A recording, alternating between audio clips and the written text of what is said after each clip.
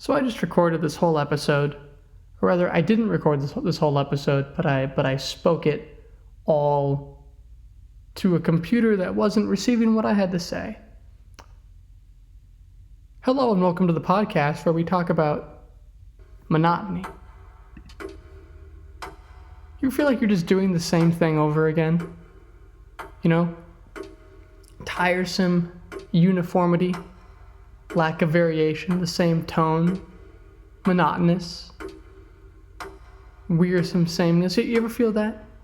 The word monotony comes from the Greek monotonia, which means like sameness of tone or monotony, tiresome uniformity or lack of variation, and from monotonos, meaning of one and the same tone, all derived from monos, single, alone,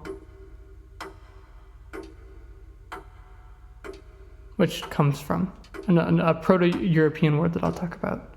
Proto-Indo-European word, rather. And it also comes from tonos, meaning tone, and from another word, meaning to stretch, sameness of tone or pitch, monotony. Let's break down where it comes from. It comes from two Proto-Indo-European words. One is men, not like men, but having to do with like monarchy, monastery, monk, mono, monogram, monolith, monologue, monomania, monosyllable, monotony, monopoly, monochrome, monad, malmsey, manometer, small, isolated, monastery, monism, monist, monk, mono, small, isolated. And from 10, it's a Proto-Indo-European word to stretch, like butter spread over too much jam, stretched thin like a string. It forms some parts of the word, like intend, like monotony, abstain, retain, sitar, sustain, temporal, tenacious, tendency, tender, tendon, tendril, tenement, tensile, tension, tenor, tenuous, tendon, tender, detain, abstain, abstinent, abstinence, attend, attenuate, baritone, catatonic, contain, contend, continue, detain, detention, diatonic, entertain, monotony, isotonic, extend, monotony, lieutenant, obtain, monotony, sitar, temple, tender, tendency, thin, stretched out. That's what this word means. Monotony. Do you ever feel that in life? In your everyday life? I feel it. It's like in Minecraft. You get all these resources, build up a good base to store your resources, all for what end? To get more resources. That's what it's all about, isn't it? Getting more resources. Like, I'm writing all these songs and I'm making all these podcasts so that I can write more songs and make more podcasts. That's like the purpose of it, to get better at doing those things. And then I'm good at doing them, but then I'm just doing them for what reason? The same thing with your mental health. Like, you get healthy, and it just begets more health, right? You start sleeping in, taking care of yourself. Not even sleeping in, just having a normal sleep schedule. Start doing that. Start getting more health. You start eating better. You start getting healthy. Then what? You just get more health. You just accumulate it. So the same thing with unhealth. You know, you start spiraling, you keep spiraling, and you just keep spiraling. And you keep spiraling. That's why I like to mix it up. I like to mix it up with that. I start to get healthy. I go for an unspecified amount of time to an unspecified depth of health, and then, self-sabotage. I recommend the same thing. It works both ways. If you're spiraling, you pivot at some point, you go back up. And you never know how long you're going to go, because if it was the same, then it would just be monotonous, but, you know, the sameness of tone. But that's why you mix it up with your frequencies. How much you're doing this, how far you're doing it, how deep you're doing it, how long. You make a little song and dance out of it. It's crazy. But I get tired of it. I get tired of this monotony. Like, everything just begets more things. Right?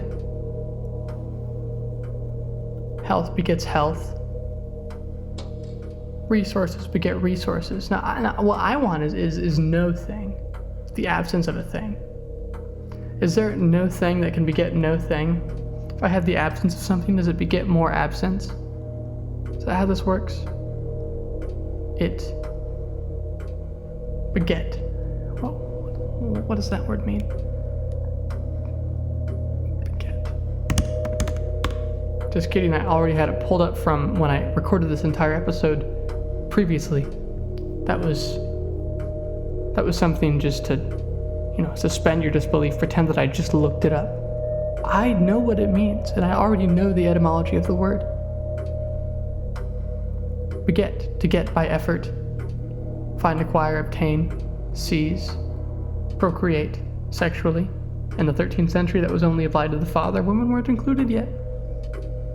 It comes from the word be, not the word be, but rather it's turned into the word by now.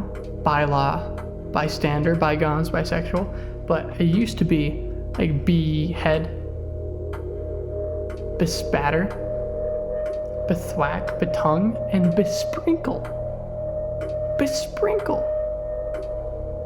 Okay, but what do those words mean? Like, be, which turned into by, was like about, around, completely, at, on, thoroughly, to make, cause, seem, provide with, to, for, about, around, on all sides.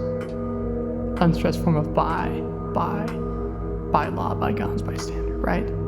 And behead, bespatter, betongue, which means to assail in speech or to scold. Bethwack means to thresh soundly. That's half the word beget, but the other half is get. Forget, beget, from the Old Norse geta, to obtain, to reach, to be able to get to learn, to be pleased with.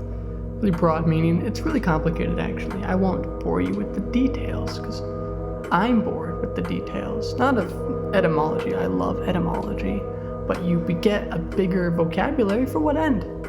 To learn more words. You learn more words to learn more words, and you just keep learning. For what purpose? What purpose?